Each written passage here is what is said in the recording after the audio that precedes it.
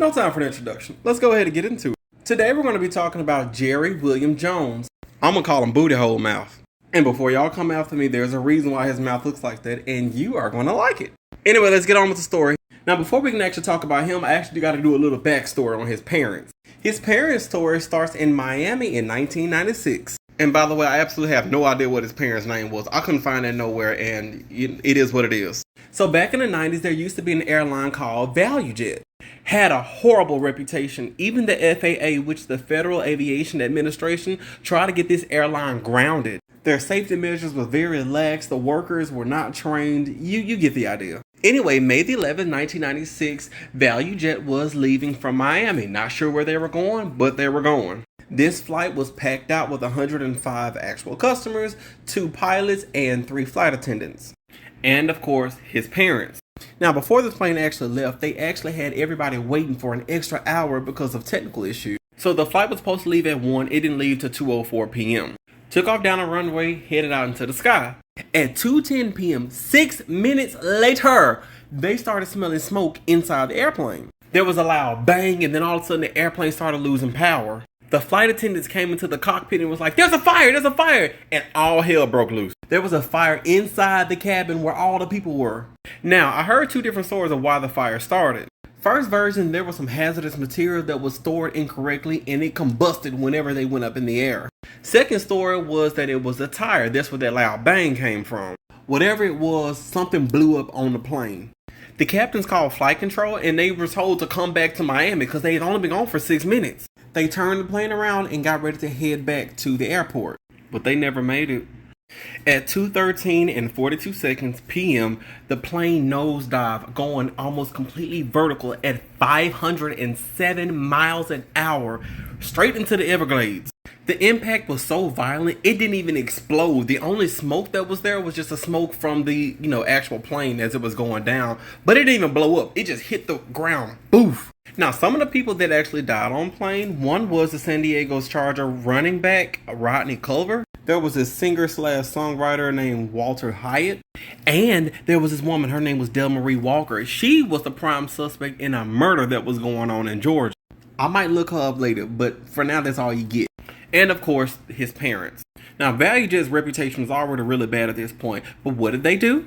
The next year, in 1997, they bought an airline named AirTran, and they just changed their names. I don't know if they're still active, but if they are, they're the airline. Now, Booty Hole was about 24 at this point in time, and he actually won a large settlement because of this. But what did he spend his money on? Drugs. No one really knows exactly how much he got, but he spent all of his money almost as soon as he got it on drugs, which was on par for him because he actually had a very extensive criminal record. Stealing cars, doing drugs, all that. So, yeah. Now, some point down the line, he met this single mother. Her name was Melissa Peeler. He and Melissa, they got along swimmingly, and they stayed together for quite a long time. However, they never actually had an official marriage, but it was a common law marriage.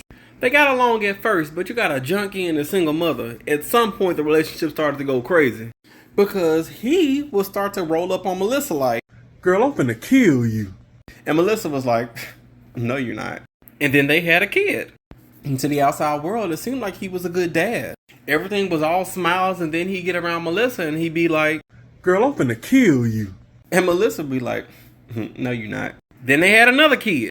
And the cycle just kept continuing. He would threaten to beat her up and kill her and burn down the house with all the kids, and she wouldn't leave. Then they had another kid.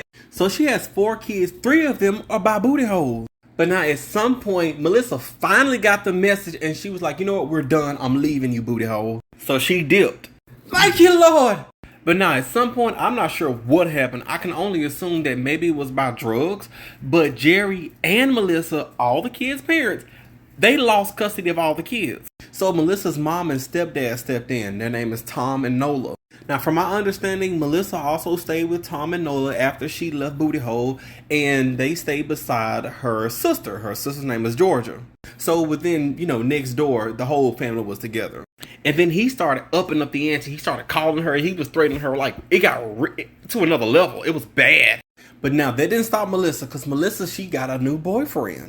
The new boyfriend stayed in Oregon, and he got really upset. He was like, "You're not about to have some loser around my kids. I'm the only loser allowed to be around them. Bring my kids back to me." And Melissa was like, "Ha, bitch, please talk to the ass." And once again, he told Melissa, "Girl, I'm finna kill you." And Melissa was like, "No, you're not." So for the Christmas holiday in 2003, Melissa, she decided to leave all the kids. I mean, she ain't have custody of them no ways. But she left the kids with her parents so she can go to Oregon to be with her boyfriend. And while she was gone, that's when Booty Hole decided to strike. January the 4th, 2004, Melissa was still in Oregon with her boyfriend.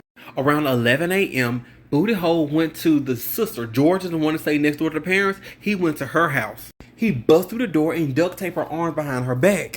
And after he duct taped her and set her down, this man started crying. "Why doesn't she love me? Why did she leave me?" Like, oh my God, dude, you're such a loser. He was sitting there begging Georgia. He was like, why does she want to be with me? I'm a good loser. What did I do wrong? Make her come back to me. Now, I'm not sure what Georgia told him, but obviously it pissed him off because he cut off all of her clothes. He put duct tape around her face. He strangled her, assumingly to death. And then he put a plastic bag over her head and then pushed her into the closet. Then he went after his 10-month-old daughter. This is a little disturbing. It's a little trigger warning, so just letting you know. But he got a cord and he hung his child. Now, Tom, which is the stepdad, he was next door. He waited until Tom left the house and then he got a gun and he shot Tom. He got some tarp, he covered Tom's body, and then he went into the house and then he shot Nola 3 times. He then got the remaining 3 children and he loaded them into Tom's 1991 Ford Explorer and he kidnapped the kids and took off down the road. Now, Melissa had called the police and told them to do a wellness check. They went to the house, looked through the window, but they ain't seen nothing, so they left.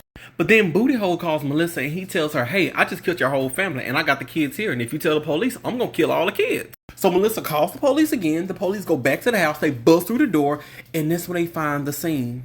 After he had killed everybody, he had kind of cleaned up a little bit. So they know he was there for a while. And then the manhunt started. The police didn't find him that day, but the next day they finally got a hit that he was on the road. He was on I-75 going north towards Tennessee. When the police spotted him, they went on a low-speed chase. So the highest they were going like 60 miles an hour, but they were still speeding now. They saw the kids inside the car, but he would not pull over the car. So the state troopers took matters in their own hands. So when they was following behind the car, they rammed the back of his car and he spun off the road and ran into a light pole. And the police started swarming the vehicle.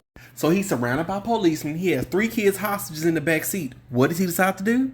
He gets a gun, put it to his face, and pulls the trigger. That's why he has a booty hole for a mouth. Thank God he didn't hurt the kids, though. Although one of the kids had kind of a hip injury, but she healed. Everything was fine. He was in the hospital for about 2 weeks. Melissa was finally able to fly back, but at the time when all this happened, it was an ice storm in Oregon, so she couldn't fly back. So she was there for like 2 days. So after all this, the FBI finally flew her. He's such a loser. Can't even kill himself right. The bullet apparently went through his jaw, completely shattering, and then it came out like on the other side. Blew that joker off. That's why it constantly looks like he's sucking on some sour. Like his mouth about to go. I bet he can whistle something fierce.